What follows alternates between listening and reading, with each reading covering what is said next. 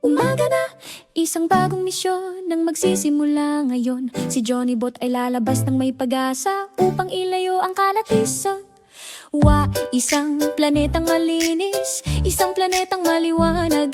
Yan ang hamon na kanyang dinadala. Ito'y tinutulungan ng daigdig na maging sariwa at masaya araw-araw. Brad gumugulong sa parking luntian, nakakita siya ng ilang basura sa malapit. Ang kanyang mga matang gidjid dalay mukhang nag-aalala habang nahagip ng mata ang plastic. Ay isang balot ang gumulong patungo sa palaruan, dala ng simoy ng hangin. Tinatagpuan ni Johnny ang mga recycle bin at huminto sa tabi ng madali. Ay mabilis niyang kinuha ang bote, maingat na inihulog ito. Ng paglilinis ng palaruan ay nagpapakita ng pagmamahal ng kanyang planeta na magbahagi. Pero isang plastic bag ang nakatakas at lumipad patungo sa asul na ilog.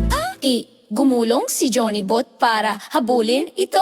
Marami pa siyang dapat gawin. Sige Johnny Bot, linisin at iligtas ang araw. Pero bawat maliit na aksyon ay nakakatulong sa malaki at maliwanag na paraan. At sige, sumulong ka, huwag kang huminto. Ba't pasiglahin ng planeta, Johnny Bot? Johnny Bot, Johnny Bot. Bersikulog, narahang umaagos, plastik na lumulutang sa paningin ni Chubag. Ningat na inaabot ni Johnny upang gawing tama ang tubig.